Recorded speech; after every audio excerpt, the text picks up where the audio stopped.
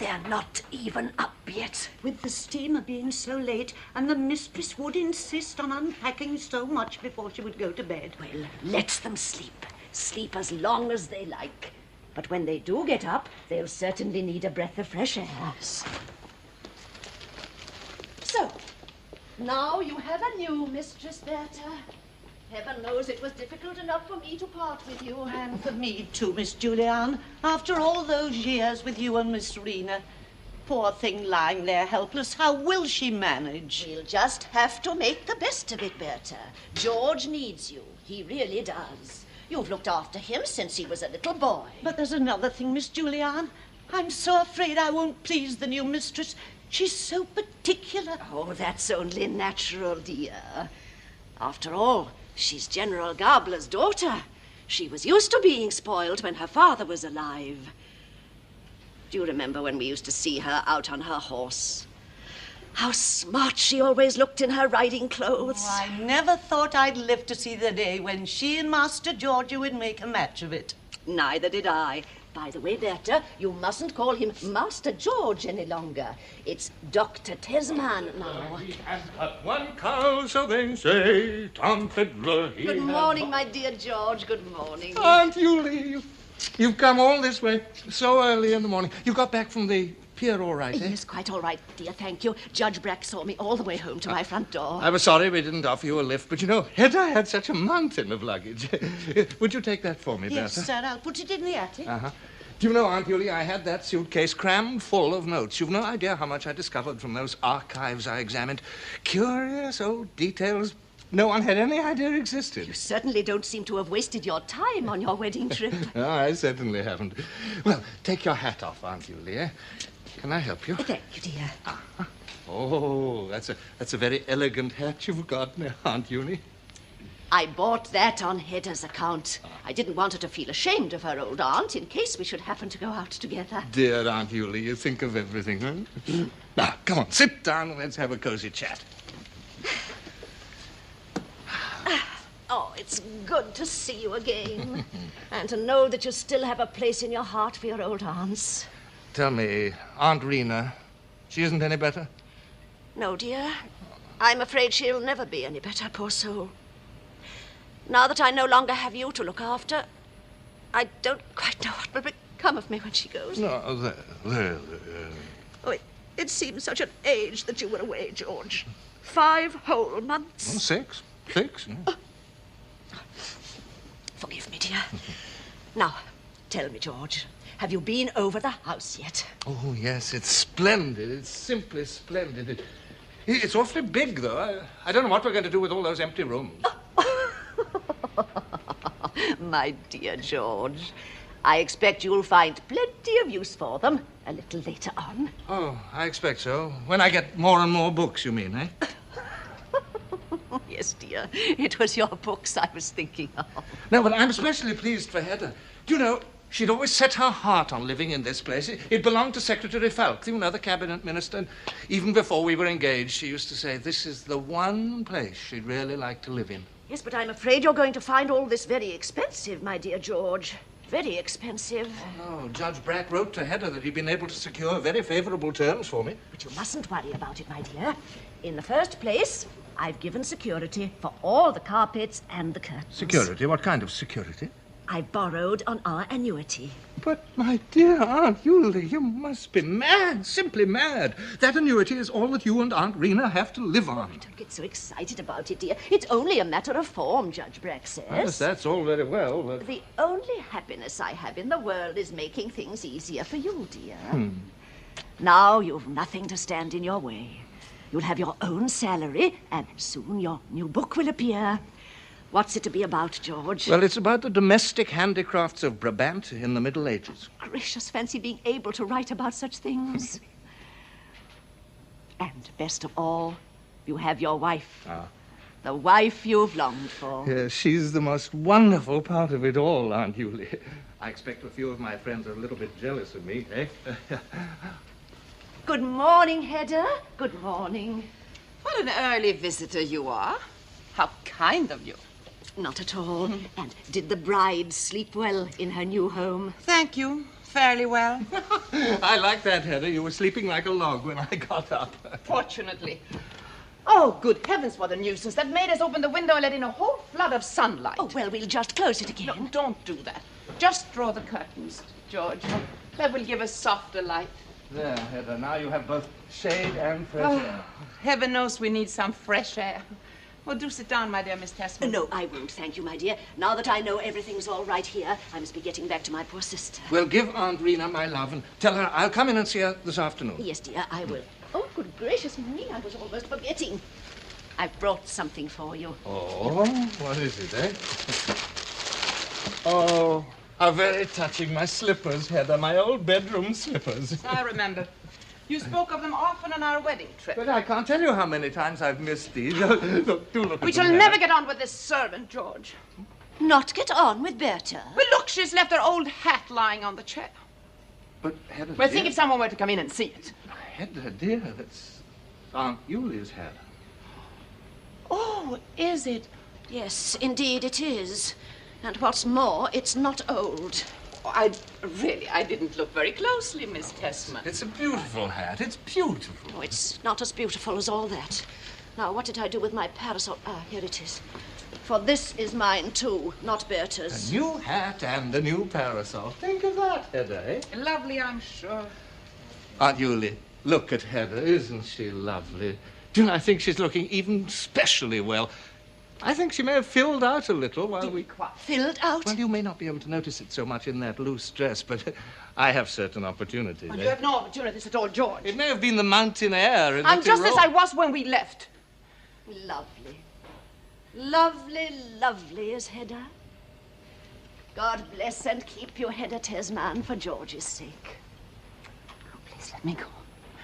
I shan't let a day pass without coming to see you. Yes, do that, Aunt Yuli, do that. Goodbye, my dearest Hedda. Goodbye. How proud your poor father would be if he could see what a great man his little boy has become. Well, you become like a father and a mother to me, Aunt Yulia. I'll never forget it. Well, now, you tell Aunt Rena I'll be in, well, sometimes now. Come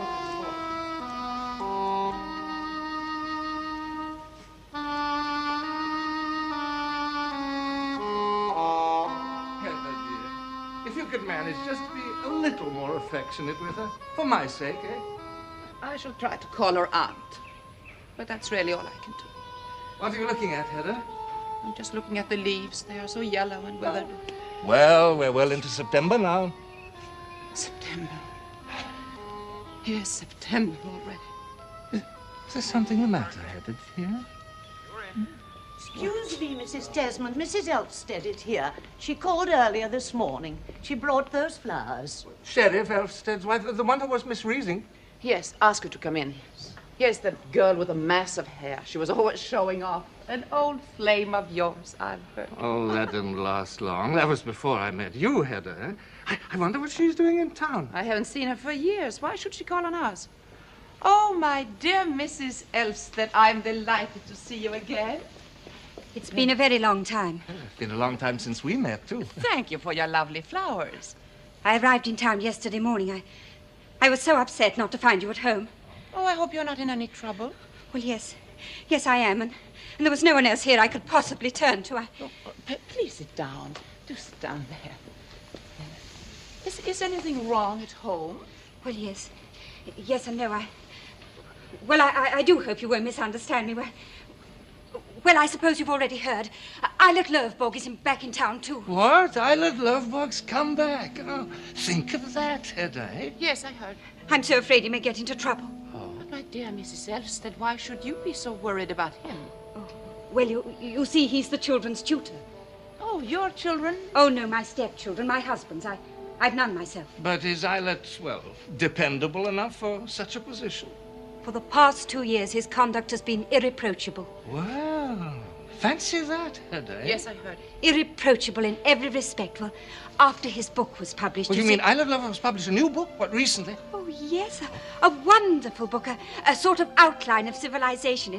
It came out a couple of weeks ago, sold marvelously, made quite a sensation. Oh, I suppose it was something that he wrote some time ago during his, well, better period. Oh, no. He's written it all while he's been with us. Have you seen him in town? No, not yet. I had difficulty in finding his address, but this morning I finally got it. Doesn't it seem odd of your husband, well, to send you on such an errand? Why didn't he come to look after his friend? Oh, no, he's so busy, you see, and besides, I had some shopping to do. Yes, I see. Please, Mr. Tesman, I'm sure Eilert Löfberg will come here to see you. You and he were such great friends. I'd be grateful if you'd keep an eye on him. I should be delighted to. Well, you can rely on me. Oh, how kind of you. You see, my husband is so very fond of him. Yes, of course. Oh, I think you should write him, George. He may not want to come on his own accord. I'll write to him this very minute. Yes. Have you his address, Mrs. Elstead? Oh, yes. Here it is. Splendid. Write him a nice, friendly letter, and a good long one, too. I certainly will. Oh, but don't let him know that I suggested it. What? Oh, no, not a word. There. You see, we've killed 2 birds with 1 stone. But what do you mean? But couldn't you see that I wanted to get rid of him so I could talk to you alone? But there's nothing to tell, Mrs. Tesman. Absolutely nothing. Of course there is. I can see that. There is a great deal more to tell. Now we'll have a nice, friendly talk. I want to know all about your life at home. I'd prefer not to speak about that. Oh, but to me, my dear, after all, we went to school together. Yes, but you were in a higher class than I was, and I was so terribly afraid of you then. Afraid of me? Yes. When we met on the stairs, you always used to pull my hair. Oh, did I really? And once you said you'd burn it all off. Oh, but I was only teasing you, of course. I was so silly in those days, and afterwards we drifted so far apart. Yes, then we must drift together again. Come, let us sit down over here. There. Oh, thank you. In school, we used to call each other by our first names. Why don't we now? I think you're mistaken. Of course not. I remember very well. We were great friends, so you shall call me Hedda, and I shall call you my dear little Tora. My name is Thea. Oh, yeah. Oh, yes, of course. I meant Thea. Tell me, Thea, I'm a little vague about it, but when you first went to the Elfsteds, you were engaged as housekeeper. Oh, no. Well, you see, Mrs. Tesman, Oh, no. Well, you see, Hedda, I was supposed to go as governess, but Mrs. Elstead, well, the first Mrs. Elstead, that is, well, she was an invalid and rarely left her room, so I had to take charge of the house as well. And eventually you became mistress of the house. Yes, I married him. Yes. How long ago was that? 5 years ago. Oh, yes, that's right. And Eilert Löfberg has lived near you about 3 years, hasn't he? Eilert Löfberg? Why, yes, he has. I suppose you saw a good deal of him. Oh, yes, he came to the house every day to give the children lessons, you see. And your husband is away a great deal, I suppose? Oh, yes, as sheriff, he often has to travel about his district. But, my dear, isn't he far too old for you, really? There must be at least 20 years between you. Yes, that's what makes it so difficult, and we haven't a thought in common. Nothing, in fact. Is he kind to you? I think he finds me useful. I don't think he cares for anyone except himself, and perhaps the children. A little. And Eilert Löfberg, yeah. Eilert Löfberg. What makes you say that? Oh, but that's obvious. He sends you all this way just to look for him. At least that's what you told George. Yes, I suppose I did. My husband knew nothing about my coming here. Oh, your husband didn't know? He was away himself at the time. I couldn't stand it any longer, Hedda. I felt so alone, so deserted. Yes, well. I packed a few of my things. I didn't tell anyone. I simply left the house and took the next train to town. Well, how did you dare? What will your husband say when you go home again? Back to him? I shall never go back to him again. But what will people say about you, Thea? They can say whatever they like. I did what I had to do. If I'm to live at all, I must live near Eilert Löfberg. Oh. How did this friendship start between you and Eilert Löfberg? Oh, it grew gradually. I began to have a sort of power over him. Power? Yes. After a while, he gave up his old habits. Oh, not because I asked him to, but because I suppose he realized how unhappy they made me, and so he dropped them. So you have actually reformed him, you little dear. Well, he says so, and in return, he's taught me how to live. He gave you lessons, too. Well, not lessons exactly. He talked to me, explained things to me. And the most wonderful thing of all was when he allowed me to share in his work, allowed me to help him. He did he? Yes, he wanted me to be a part of everything he wrote. Like two good comrades. Comrades? Why, Hedda, that's exactly what he says. I ought to be so happy, and yet somehow I'm not. I'm so afraid it may not last. So you're not sure of him, then? Something stands between Eilert Lovborg and me. The shadow of another woman. Oh, who could that be? I don't know. Someone he knew a long time ago. Someone he never seems able to forget. Has he told you anything about her? He talked about her once, quite vaguely. What did he say? He said that when they parted, she threatened to shoot him. Oh, nonsense. No one we know does that sort of thing. That's why I think it must have been that red-haired cabaret singer he was once so friendly. They say she went about with loaded pistols. But it must have been she. And Hedda, they say she's here in town again. Oh, I'm so worried I don't know what to do. Yeah, my dear, don't be so worried. Desmond will take care of everything. There. Oh, Hedda, you're so understanding, so kind.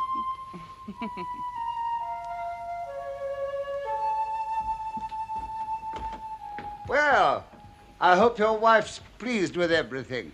We just can't thank you enough, Judge Brack. Of course, she wants to rearrange a few things, and she's talking of buying a few additional trifles. Perhaps it might be wiser to be a bit more economical. Oh, well, you know Hedda, Judge. She's accustomed to a certain standard of living. Yes, that's just the trouble. In any case, I shall soon be receiving my appointment, eh? Well, you see, such things sometimes hang fire.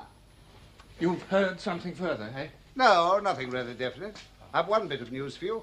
Your old friend Eilert Lovborg's back in town. Yes, I knew that already. I wonder what on earth he'll do, how he'll manage to make a living. Oh, isn't that just like Tessman? Always worrying about how people are going to make a living. What fun to have a look at you by daylight, Judge. Do you find me altered? Oh, a little younger, I think. Oh, thank you very much. We were talking about Eilert Lovborg, dear. Oh, I hear they've quite reformed him up at the Elfstedt. Well, I wonder what on earth he's going to do. I've written him a letter, by the way. I asked him to come and see me this evening. Oh, but you're coming to my stag party this evening. Don't forget you promised me last night on the pier. Oh, have you forgotten, Desmond? I'm afraid I have. In any case, I think you can be pretty certain Lovborg won't come here. Oh? Well, why shouldn't he? Well, my dear Tesman, and you too, Mrs. Tesman, I think it's only right that I should inform you of something. I think you ought to be prepared to find your appointment deferred rather longer than you expected. Has something happened to prevent it? The nomination may depend on the result of a competition. Competition? Think of that, Hedda, eh?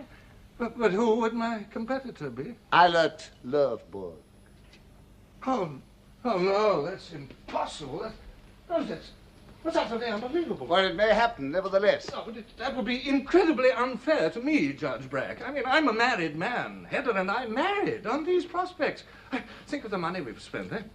And we borrowed from Aunt Yulie, too. After all, they practically promised me the appointment. Well, don't get so excited. You'll probably get the appointment anyway, only you'll have to compete for it.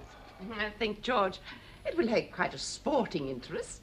How can you be so indifferent about it, Hedda, dear? Indifferent? I'm not in the least indifferent. I can hardly wait to see which of you will win. In any case, I thought I ought to warn you, Mrs. Tesman. Under the circumstances, it might be better to go easy on those additional trifles you were thinking of buying. I don't see how that could possibly make any difference, my dear Judge. Really? Well, then I've no more to say. Goodbye. I'll call for you this evening. Yes. Then I'll see you later, Judge. Thank you, Mrs. Tesman. Goodbye. Well, you're happy.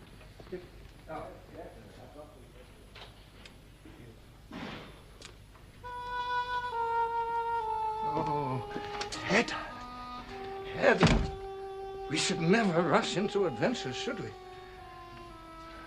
Do you do that, George?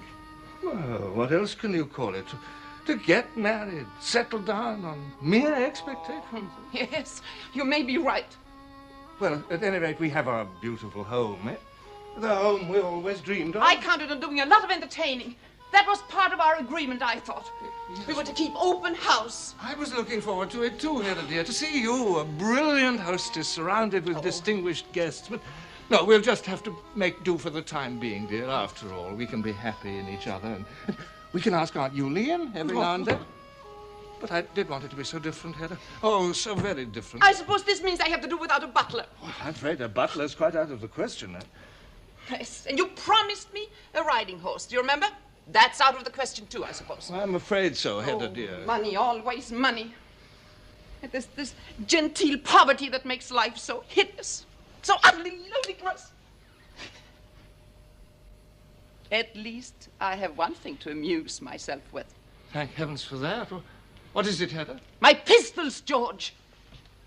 General Gabler's pistols. Oh, no, please, Hedda, don't play with those dangerous things. Please, for my sake, Hedda.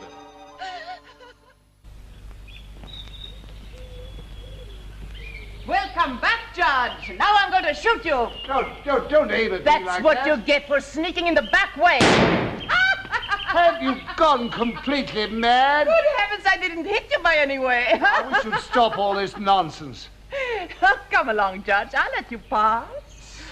Come along. Come along. Oh. Still playing about with pistols. What are you shooting at? Just killing time, shooting up into the barrel. Allow me. I know this pistol. I've seen it before. Where's the case for it? That game's over for today. Good heavens, what am I to do with myself all day long? What, isn't Tesman at home? No, he just rushed off to his aunt's directly after lunch. He didn't expect you so early. Fancy my not thinking of that. How stupid of me. Why stupid? Because I should have come even earlier. Then you would have found no one to receive you, for I've been dressing ever since lunch. But isn't there a little crack in the door through which one might converse? You forgot to provide one, Judge. Again, stupid of me. We must just sit here and wait until Tesman comes. He may not be here for quite some time. Never mind, I shan't be impatient. Well, I ask first. Let's have a really pleasant little talk, shall we? Mrs. Hedda? It seems ages since our last little talk, doesn't it, Judge? Every single day I wished you were home again. I wish that too. You have? Really, Mrs. Hedda? But I thought you were having such a fine time on your honeymoon. I can't tell you, Judge, how bored I've been. How would you like to spend 6 months without meeting a soul you could really talk to? I shouldn't like it at all. But the most unendurable thing of all was What? to be everlastingly with one and the same person. Yes, yes. Morning, noon, and night. I said everlasting. But surely it's not so unbearable with someone you love. Don't use that impulsive word. What's that, Mrs. Hedda? Just you try it. Nothing but his special subject. Medieval history, morning, noon, and night. Everlastingly. But in that case, how did it happen That that... I married Tesman, you mean? Is there anything so very odd in that? I had literally danced myself tired, and I wasn't getting any younger. Oh, I don't want to think about it. After all, one has to admit that George Tesman is a thoroughly worthy man. A worthy, reliable man. There's no question of that. And I don't see anything especially funny about him, do you? Funny? No, not really, no. I wouldn't say that. Well, he is a distinguished scholar. And since he was so bent on supporting me, I didn't see why I shouldn't accept his offer. Well, if you look at it from that point of view... That was more than some of my other admirers were prepared to do, my dear John. Oh, well, of course, I can't answer for the others. I have a great respect for the state of matrimony. But I must admit, as an individual... I've never had any hopes as far as you're concerned. All I ask of life is to know a few people intimately, nice people whom I can help and advise, and in whose houses I can come and go as a trusted friend. Of the master of the house? Well, of the mistress, preferably. But of the master, too, of course. I find such a triangular friendship, if I could call it so, a great convenience to all concerned. I must admit, heaven knows a third person would have been welcome on our journey. Oh, those infernal tete-a-tete. Well, cheer up. Your wedding tour's over now. No, not really. We've only stopped at the station on the line. Then the thing to do, Mrs. Hedda, is to jump out and stretch a bit. I never jump out. Really? Why not? There's always someone there to... Stare at your legs. Precisely. I don't like that sort of thing. I'd rather keep my seat and continue the tete-a-tete. But if a third person were to jump in and join the couple, a trusted, understanding friend. Gay and entertaining in a variety of ways. And not a bit of a medieval specialist. Oh, that certainly would be a great relief. Hedda! Yes, George. The triangle is completed. And on goes the tray. I'm positively sweating, dear. Oh, you're here already, Judge. Oh, George, what are all those books? Oh, they're just some new books which touch on my special subject. I simply had to have them. Yes, your special subject. On his special subject, Mrs. Tesman. Well, one must keep up with the latest publications. Yes, I suppose one does. Oh, look, I've got Eilert Löfborg's new book. Would you care to see it, dear? Perhaps later. Well, I'd been glancing at it on my way home. What do you think of it? As a specialist, I mean. Well, do you know, he handles this vast subject with the greatest restraint. It's quite remarkable. I've never known him write like that before. Well, I'll just take all these into the library. I want to cut a few pages. And well, then I suppose I'd better change for dinner, eh? There's no hurry. Oh, it's Hedda. Aunt Julie is afraid she can't come in this evening. Oh, is she still annoyed about the hat? No, that's not that. Wouldn't be a bit like her, but Aunt Rena is very ill. She always is. Yes, but tonight she's even worse, and Aunt Julie feels that she ought to stay with her. I shall try and bear it. Oh, those eternal aunts. Did you say something, dear? Nothing. What was that about a hat?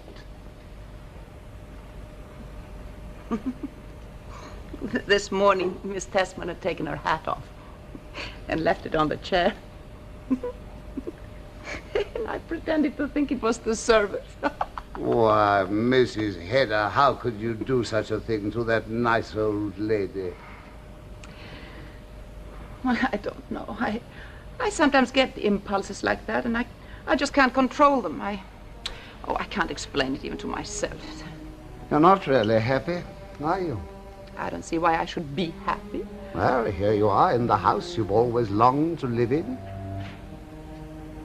Do you believe in that fairy tale? Oh, wasn't it true then? Last summer, I made use of Tesman to see me home from parties, and one evening we happened to pass by this house. Tesman, poor thing, was turning and twisting. Oh, he couldn't think of a thing to say. Oh, I really felt sorry for the poor, wretched scholar. Sorry? You? Yes, I did, really. So just to make conversation, to help him out a bit, I was foolish enough to say what a charming house I thought this was and how I would love to live in it.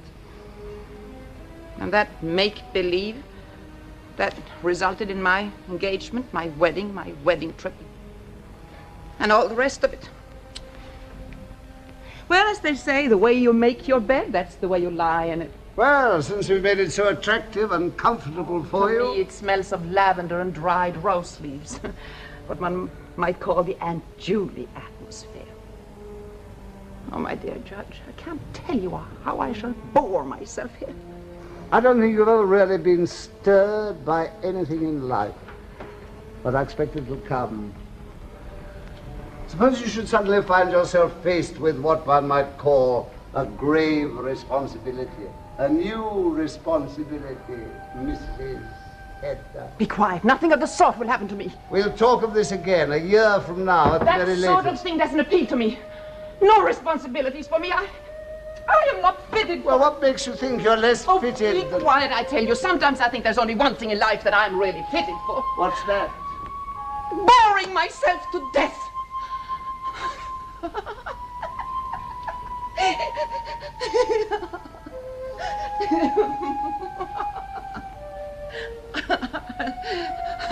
Now you know.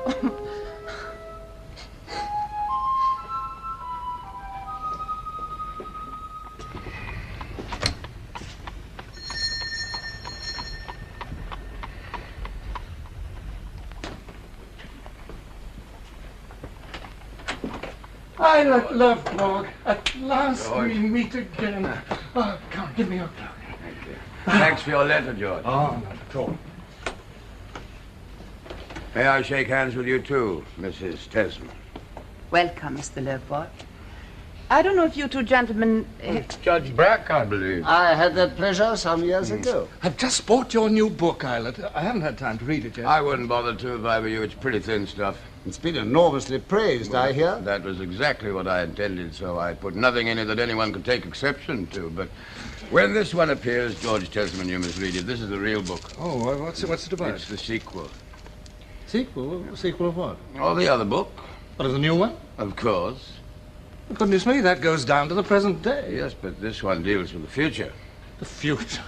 Well, none of us knows anything about the future. There's a thing or two to be said about it, just the same. Oh, how remarkable, isn't I?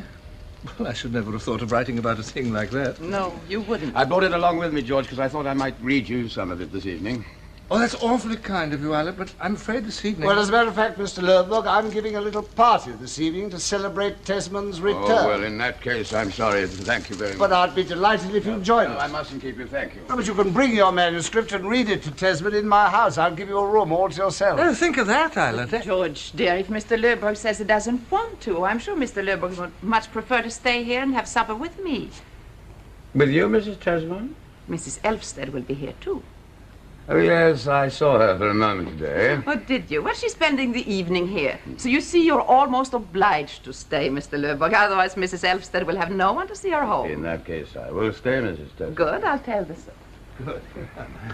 No, come on.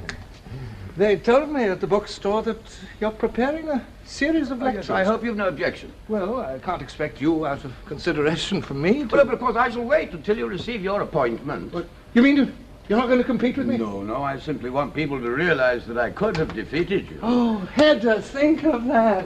Eilert isn't going to stand in our way. In our way. Please keep me out of it. And now, gentlemen, how would you like a glass of cold arrack punch before you go? That's not a bad idea. Oh, it's a capital idea, especially now that a heavy weight has been taken off my mind. Won't you join them, Mr. Lerberg? No, thank you, nothing for me now. But surely cold punch isn't poison?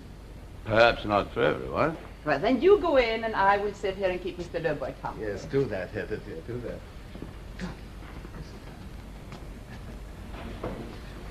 Perhaps you'd like to look at some photographs, Mr. Lerberg. You see, Tesman and I did a lot of sightseeing in the Alps, and I'd like to show you. Oh, look at that group of mountains. That's the Ortler group. Oh, yes, Tesman has written here underneath. The Ortler group near Meran. Hedda Gabler. Hedda Gabler. That was my name in the old days, when you and I knew each other. Then I must never say Hedda Gabler again. No. Hedda Gabler married to George Tesman. How could you throw yourself away like that? I won't have you say such things. Hedda, dear. Now, look at this. This is the view from the Ampezzo Valley. Look at those peaks. Oh, George, dear, what is the name of these curious peaks? Oh, those are the Dolomites. Oh, the Dolomites, Mr. Loveboy. Hedda, dear, you sure you wouldn't like me to bring you a glass of punch, eh? I think I'll have some. And a few biscuits, hmm? Yes, yes. A cigarette? No. How could you do it, Hedda?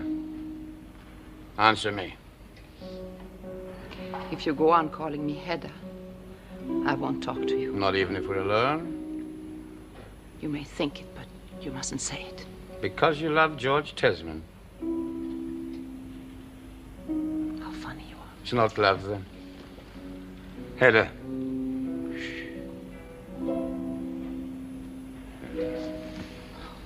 All the same, no unfaithfulness. Here we are. Oh, your poor two glasses. It's such fun to wait on you. Have two Mr. glasses. Mr. Loveboy said he didn't want any, dear. Well, Mrs. Elfstead will be here any minute now. Yes, Mrs. Elfstead. Why, had you forgotten about her? Yes, we were so engrossed in these photographs. Do you remember that little village? Oh, well, that's the one at the foot of the Brenner Pass. Yes, don't you remember we stayed the night there? Yes, and ran into that gay company of tourists. Yes. Pity you weren't there with us, Islet, eh?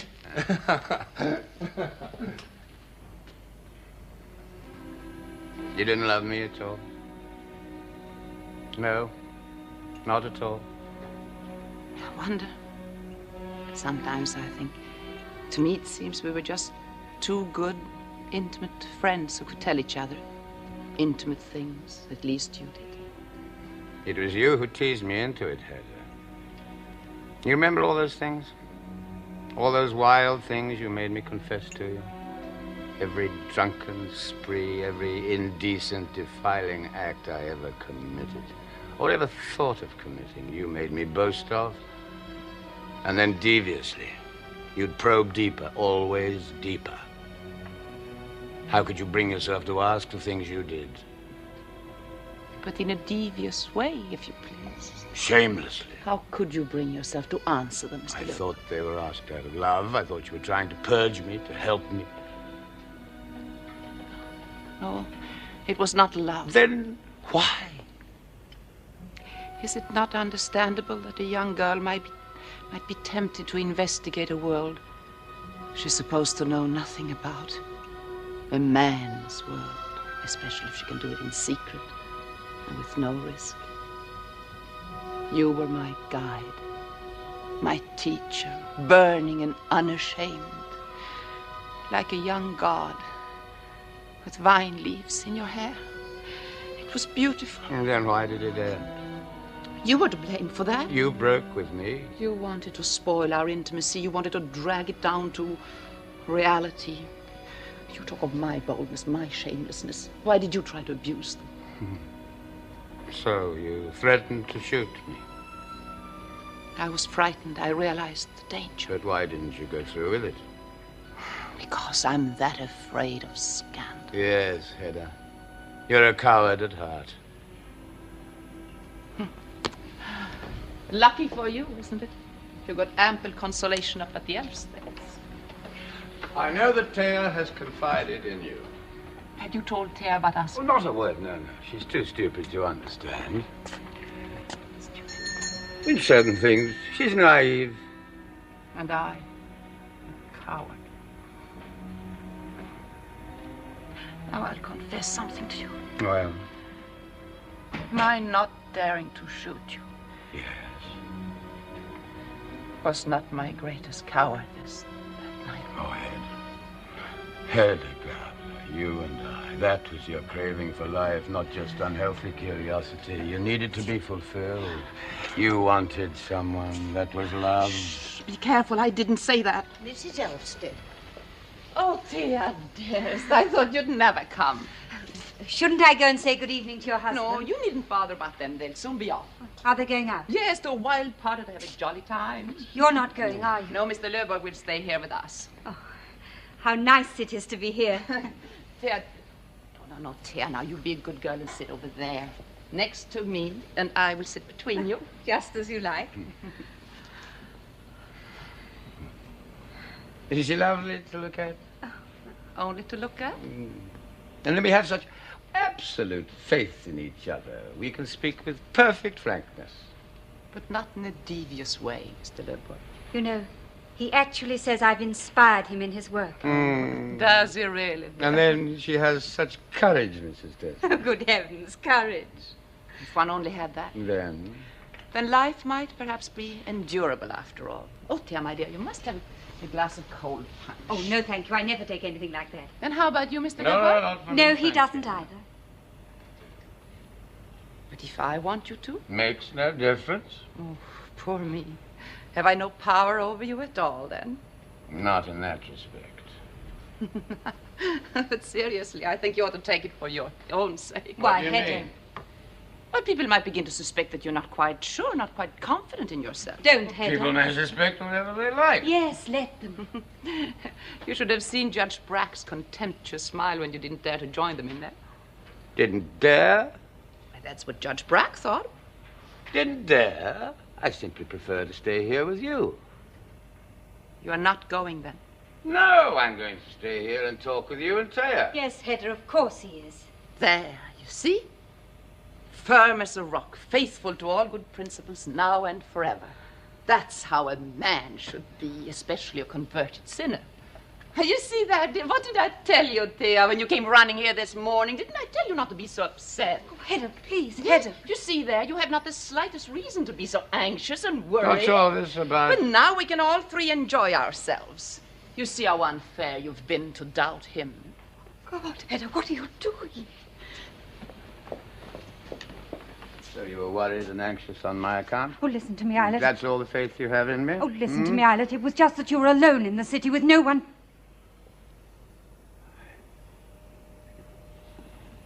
Your health, Taya. Oh, Hedda, how could you do this? I do. Are you mad? And yours too, Mrs. Desmond. Thank you for your frankness. No more for the moment. You're going to the party, remember? Did your husband know you came after me? It was arranged between you, wasn't it? That you should come to town and keep an eye on me? Most likely the old man suggested it himself. But suppose he need my help at the office or missed my presence at the card table? Let's drink to the old sheriff, too. No more now. You're going to read your manuscript to George.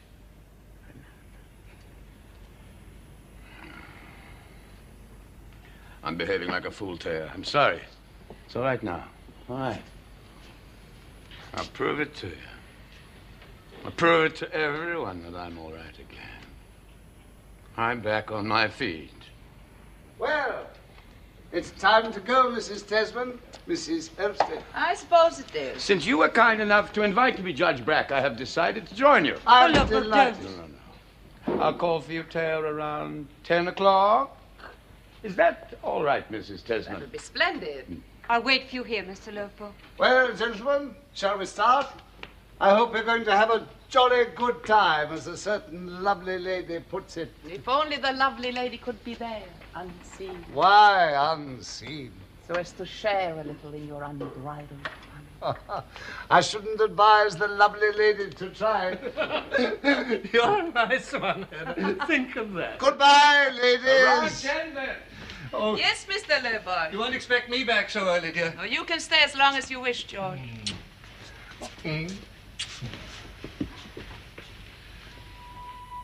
Hedda, where is all this going to end?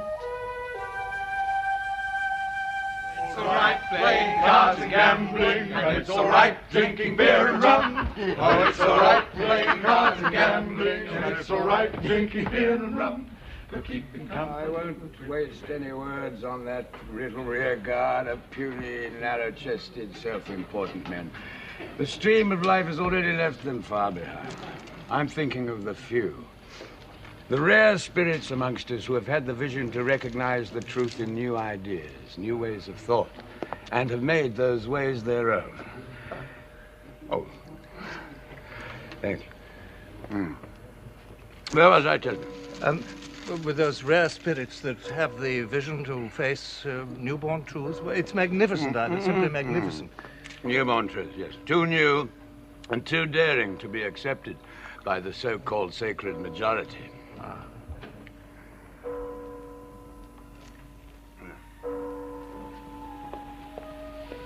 Soon he'll be here with vine leaves in his hair, flushed and fearless. believe in himself again, and he'll be a free man forever and ever. Pray God you may be right. I am right. Doubt him as much as you want. I believe in him. Why have you done this, Hedda? For once in my life, I want the power to shape a human destiny. You have your husband. Do you think he's worth bothering about? If only knew how cheated I've become. Never to have tasted life.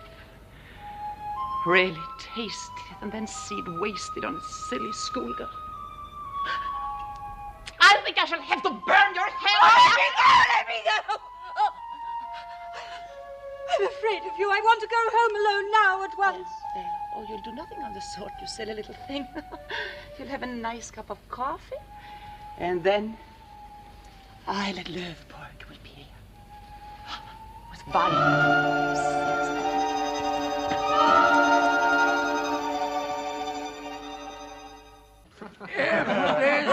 No, wait, I haven't finished.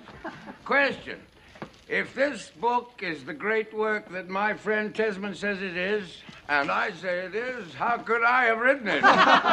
Question. How can you stand up? Answer, because I was inspired. Inspired by the most beautiful, delicate understanding. Beautiful, delicate creature in the universe. It was she alone. And don't ask me her name. What was her name? Even in the vaulted halls of this ancient college. Gracious Chancellor. Here, here, to the mysterious muse of Eilert Löfborg. I really think we ought to get him home, you know. He's quite drunk. I'll go and get my... He's even here. I know what he needs. Breakfast. And I know just the place for it. Chez Mademoiselle Diane. C'est un déjeuner à la française. I'll come with you. I'm right here. I'm the third of the stair. Hurry up, Desmond. Hold on, wait for me.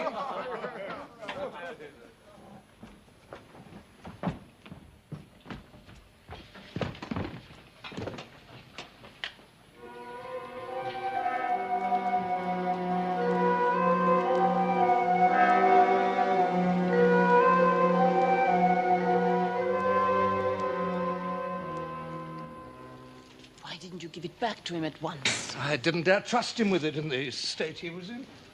Did you tell any of the others that you found it? Oh, of course not. I didn't want them to know. Why not? For Eilert's sake, of course. You'll wake Mrs. Elfsted. Tell me, George, did he have vine leaves in his hair? Vine leaves? No, well, I didn't see any vine leaves. Oh, Heather, you can't conceive what a book this is going to be. You know, I think it's going to be one of the most important books ever written. Think of that, Heather, eh?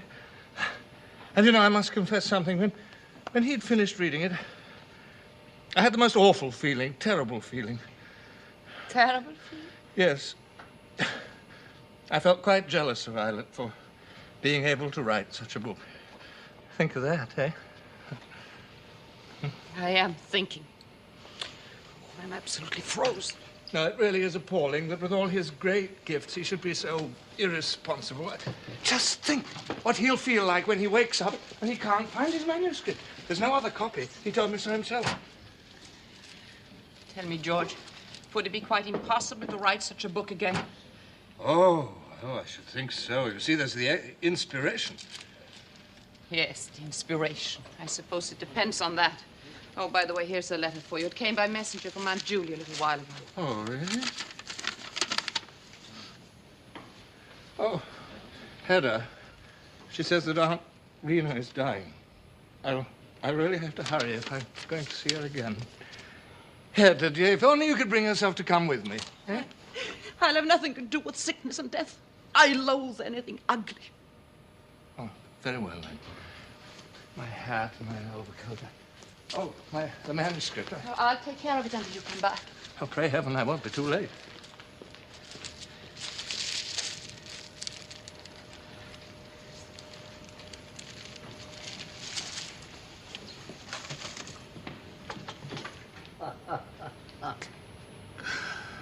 Forgive my entering this way. I've hardly dressed for a formal call. I've been up all night. Haven't even changed my clothes. So it was more than usually jolly last night. What has Tesman told you of last night's adventures? Nothing much. He just went off to see his aunt. Did he say nothing about Islet Löfborg? Only that he'd been escorted home. Oh, George Tesman really is a naive creature. And what happened last night? If it's not too unmentionable. Oh, it's by no means unmentionable. To make a long story short, he turned up at Mademoiselle Diane's. Mademoiselle Diane, isn't that red-haired woman? A sort of a singer. Yes, in her leisure moments. In the days of his glory, Löfborg was one of her most ardent visitors. What happened, Judge? Well, it seems Mademoiselle Diane proceeded to tear out his hair. He'd accused her of robbing him, a valuable notebook or something. He raised a terrific row which ended in a general free-for-all, in which the women as well as the men took part. How do you know all this? From the police. They were called in to the fray. Then he had no vine leaves in his hair, after all. Vine leaves, Mrs. Hedda? Tell me, why are you so interested in spying on Löfborg? I felt it my duty as a friend of the family to give you and Tesman the full account of his nocturnal exploits. For what reason? From now on, every respectable house will be closed to Löfborg. You mean mine ought to be too? I admit, it would be painful for me if he should be welcome here. If this superfluous person should force his way into the... Triangle. Precisely. It would simply mean that I should find myself homeless. I see. You want to be cock of the walk, Judge. That is your aim. And I'll fight with every weapon at my command. I wonder if you're not a rather dangerous person. Do you think so, Mrs. Head? Yes, I'm beginning to think so, and I'm very glad you have no hold over me. Well, perhaps you're right, for if I had, who knows what I might think of. Oh, come on now, come, Judge. It almost sounds like a threat. Oh, by no means. For the triangle should be based on mutual understanding, if possible. There I entirely agree with you. Well, having said what I have to say, goodbye, Mrs. Hedda.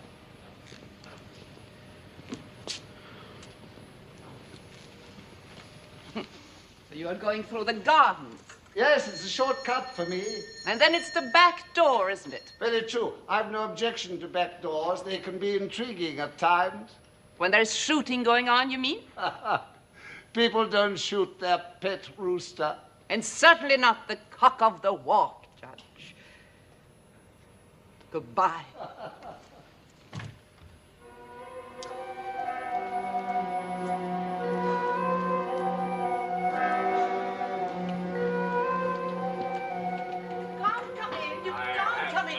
Right away. It's rather late to call for Thea, Mr. Löfborg. Rather early to call on you. Forgive me. How do you know that she's still They here? told me she hadn't been back to her lodgings. Violet, at last. Yes, and too late. What's too late? Everything's too late.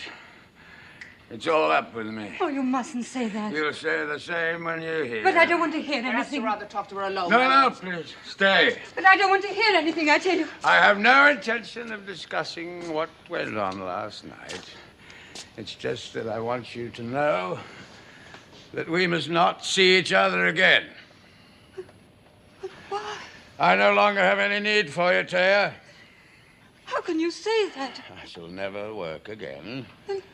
Then what have I to live for? Oh, look, Thea, you've got to try and live as if you'd never known me. But you know I can't You do have to try, Thea. You don't mean it. Go home, Thea. Forget me. I won't let you drive me away. I want to be with you when the book is published. The book will not be published.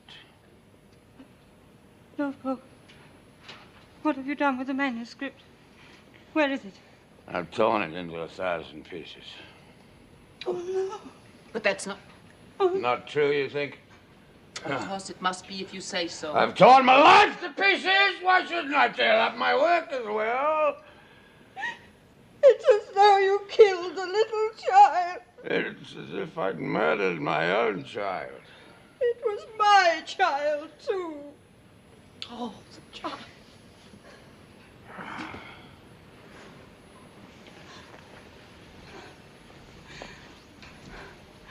I'll go now, Hedda. What are you going to do? I don't know.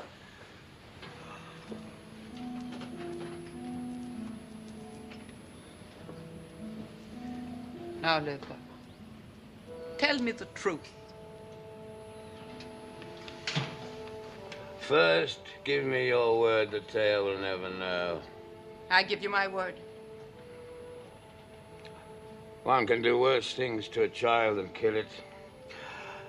I couldn't tell Taya that I dragged it around with me all night to all sorts of obscene and loathsome places, and I lost our child. I lost it. Stop calling it a child. It was only a book.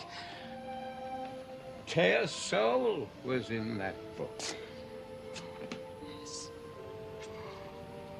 Yes, so I understand. What are you going to do with your life now? Nothing. It's over. Will you make an end of it? The sooner the better. If you do, let it be beautiful. Beautiful. Shall I put vine leaves in my hair, as you wanted me to in the old days? I don't believe in vine leaves anymore, but for once, let it be beautiful. Wait a minute, I'll give you something of mine to take with you. As a token.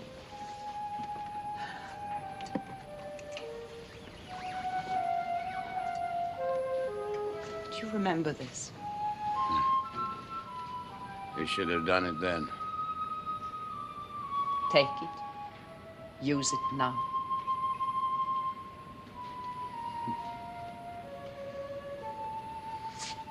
Thanks.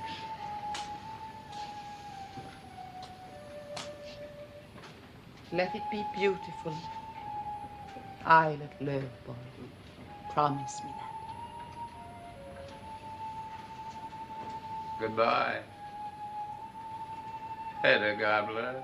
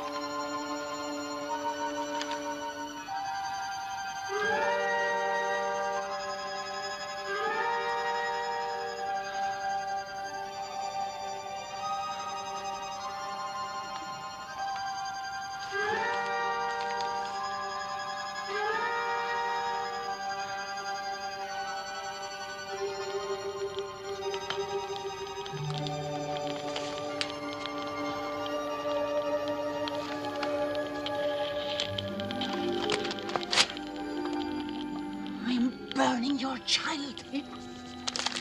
Yours and I, little Lovebirds. You with your curly hair. I'm burning it. I'm burning your child. I'm burning it. I'm burning it.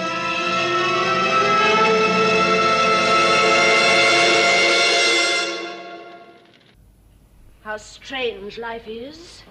At home we shall be sewing a funeral shroud, and soon I expect there will be sewing here too. But of a different nature, thank heavens. I'm just going, my dear boy. I'll have to come over and see you in the morning, Auntie. My brain's in such a whirl, I don't know what I'm doing. You mustn't take it so much to heart, George. We must be grateful that dear Rena has found rest at last. I'm afraid you'll be very lonely now, Miss Tesman. I shall be at first, but I shan't let Rena's room stay empty for long. There's always some poor invalid that has to be looked after. Would you take such a burden on yourself again? Burden? Oh, bless you, it's no burden. But it's different with a stranger. I must have someone to live for. And it's easier to make friends with someone who is sick. And who knows? Someday there may be something in this house for an old aunt to take care of. Please don't trouble about us. Everything will be for the best, eh? I must get back to Paulina. Yes, dear. No, don't see me out, dear. I'm perfectly all right. Oh. Aunt Rena's death seems to affect you more than it does Aunt Julie. Well, it's not only that. I'm upset about Isla, too. Have you heard anything new? No. No, I called on him this afternoon to tell him the manuscript was safe, but he wasn't at home. Later, I met Mrs. Elvsted, and she said that he'd been here early this morning. Yes. And he told her that he'd torn his manuscript to pieces. Yes, that's what he said. Good heavens, he must have gone completely mad. Well, of course, in that case, you didn't dare give it him, eh? No, he didn't get it. Ah. But you told him that we have it, eh? No, you didn't tell Mrs. Elvsted. No. No, give me the manuscript, Hedda, and I'll run over with it at once. Where is it, Hedda? I haven't got it any longer. You haven't got it? What do you mean? I've burnt it, every word of it. You burnt Isla's manuscript? Don't shout. But it's impossible. It's true. Oh, how could you do such a thing? Oh, Hedda, this is unlawful appropriation of lost property. Now, you ask Judge Brack. You'd better not to speak to anyone. But Either Judge Brack or to anyone else. Why did you do it? What possessed you? No, answer me. I did it for your sake, George. For my sake? You admitted that you were jealous of his work, and I couldn't bear the thought of anyone putting you in the shade. Oh, but you've never shown your love like that before, Hedda. Perhaps I should better tell you that now. At this time, But you said yourself that I was filling out. No, ask Aunt Julie. She'll tell you all about it. Good heavens, is it true? Oh, don't shout. The servant will hear you. The servant? Why, it's only my dear old Bertha. I can't wait to tell her myself. I can't stand it. I'll die from it. But what is it, Hedda? Oh, George, it's all so ludicrous. Ludicrous? But I should be overjoyed at such news. I can't wait to tell Aunt Julie. She'll be so happy. Oh, so happy. When she hears that I have burned Ida Lerberg's manuscript for your sake. Yes, the manuscript. I'd forgotten about that. Nobody must know about the manuscript. Poor Isla. Makes me feel terrible. Mr. Tesman. Oh, What has Hedda. happened? What is it? I'm terribly afraid something's happened to Islet Lovborg. Do you think so? When I went back to my lodging, I heard them talking about him. They stopped the moment I came in. I didn't dare question them. They said... Oh, it's you, my dear Judge. Yes. It's imperative that I see you at once. Why, something happened? Yes. It's about Islet Lovborg. I'm sorry to say he's been taken to the hospital. They say he's dying. Oh, God! To the hospital? Dying? There.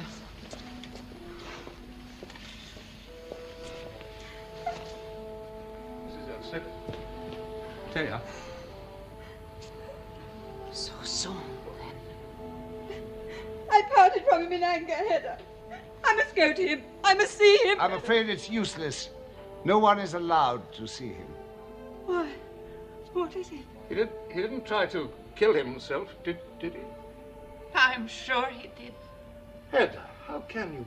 Unfortunately, you've guessed quite correctly, Mrs. Tesman. Oh, how horrible. Killed himself? Think Shot of that. himself. You're right again, Mrs. Tesman. When did it happen? This afternoon between 3 and 4. Yes, but where did it happen? Where? Well, I suppose at his lodgings. Oh, no, it couldn't have been there. I was there myself between 6 and 7. Well, somewhere else. I don't know exactly. I only know that he was found, that he'd shot himself through the heart. Oh, how horrible. To die like that. Through the heart. Yes. Through the heart. Most likely it is already over. Oh, all over. At last, something courageous. Heavens, Hedda, how can you say such a thing? I say there's great beauty in this.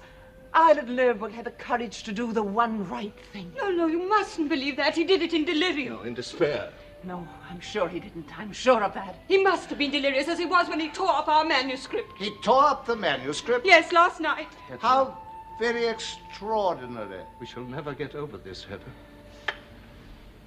Fancy, Eilert killed and his book destroyed, too. If only there was some way of saving it. If only there were. There's nothing I wouldn't give to. Perhaps there is a way, Mr. Tesman. What do you mean? Look, I've kept all Isla's own notes for you to dictate to me from. You have? I'm afraid they're dreadfully mixed up. Well, perhaps together we might be able to sort them out. Well, we could try at any rate. We will try at once. I owe it to Eilert. My own work will simply have to wait. I'm going to devote my life to this. You, George, your life. Yes, now we're going to start sorting out the notes at once. Come on, where shall we sit, Mrs. Elfstead? No, perhaps we'd better go in there. Sit down. Eilert Lovborg meant more to you than you're willing to admit, even to yourself.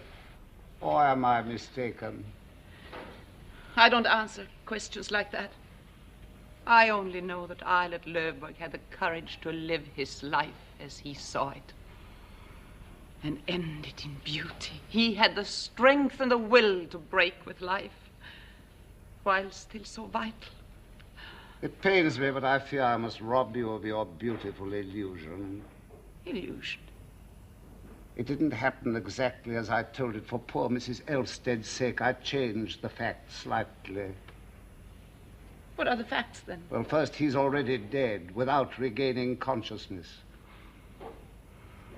What else have you concealed? Then the tragedy did not happen at his lodging. That makes no difference. Not even when I tell you that he was found shot in Mademoiselle Diane's boudoir. Oh, he couldn't have gone there again. He went there to claim something that he said they'd taken from him, talking wildly about a lost child. I thought he must have meant the manuscript, but now I hear he's destroyed that himself.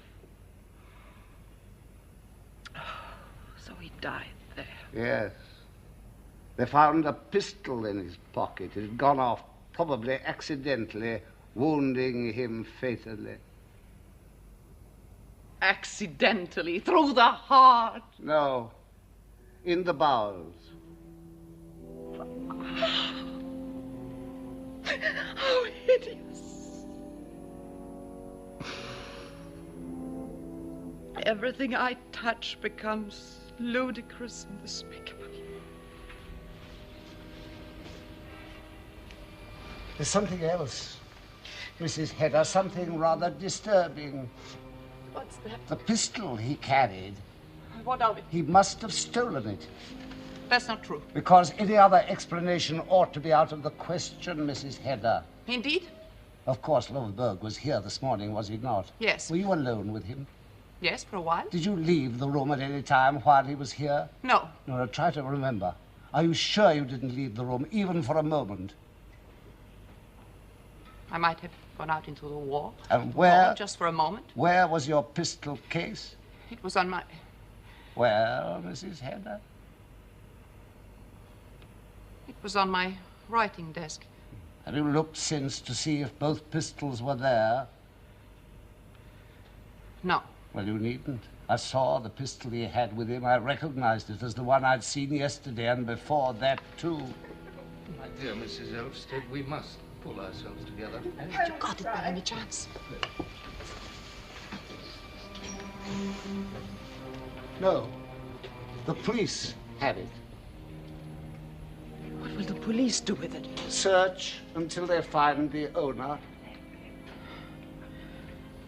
And do you think they will succeed? No, Hedda Gabler. Not so long as I keep silent. And if you do not keep silent, what then? One could always say the pistol was stolen. Oh, I'd rather die. People say such things, but they don't do them. And if the pistol were found, were not stolen, and the owner were found, then what? Why, then, Hedda, think of the scandal. The scandal, yes, of which you are so terrified. Naturally, you would have to appear in court with Mademoiselle Diane. She'd have to explain how the thing happened, whether it was an accident or not. What have I got to do with this repulsive You business? still have to answer the question, why did you give Lovborg the pistol? And what conclusion would people draw from the fact that you had given it to him?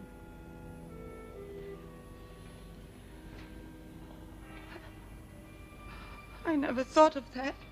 Well, fortunately, there's no danger so long as I keep silent.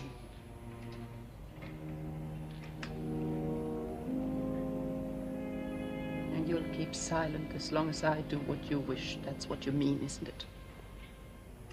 Dearest Hedda, believe me, I shall not abuse my advantage. But I shall be in your hands all the same. Subject to your will and your desires. No longer free, not free. Oh, I can't bear that thought, never. People manage to get used to the inevitable. Yes, perhaps they do.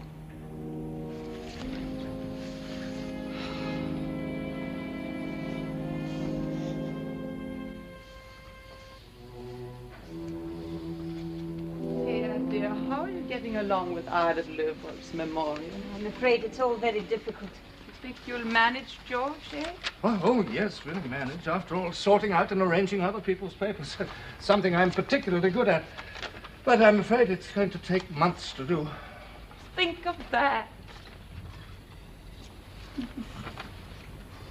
Oh, Thea, doesn't it seem strange? Here you are working with Tesman. Just like you used to work with Eilert Löfborg. If only I could inspire your husband in the same way. No doubt that will come in time.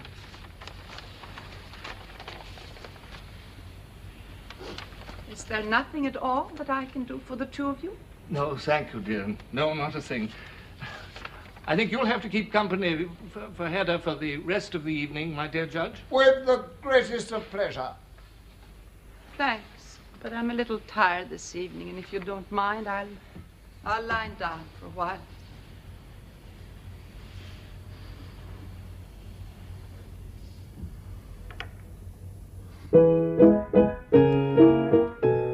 Hedda, please, I implore you, not that music. Think of poor Rena, and of Isla, too. And of Aunt Julie and all the rest of them. Well, never mind. I'll be quiet from now on, I promise you. I think she's upset at seeing us doing such distressing work. Look, why don't you move over to Aunt Yuli's? Then I can come and work with you there in the evenings, eh? Oh, I think that would be a good idea. Tesman, I can hear you. And what am I to do all those long evenings here? By myself. I'm quite sure Judge Brack will be glad to come in now and then. Every single evening, with the greatest of pleasure, Mrs. Tesman. We'll have a jolly good time together, you and I. Yes. That's what you hope, isn't it? Now that you are cock of the walk.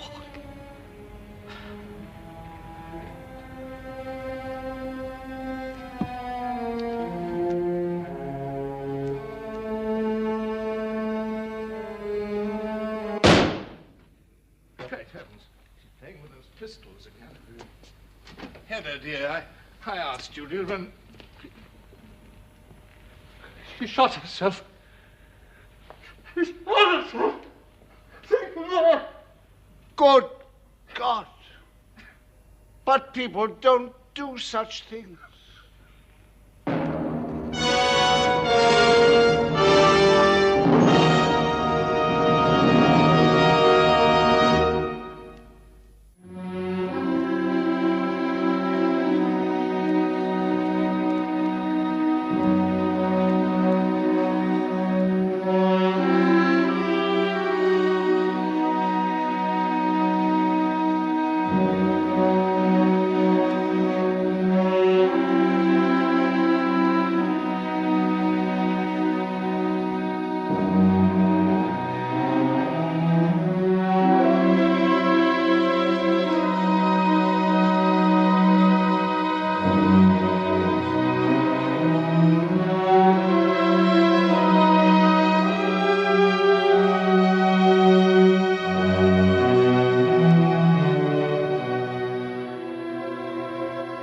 Makeup by Tommy Manderson.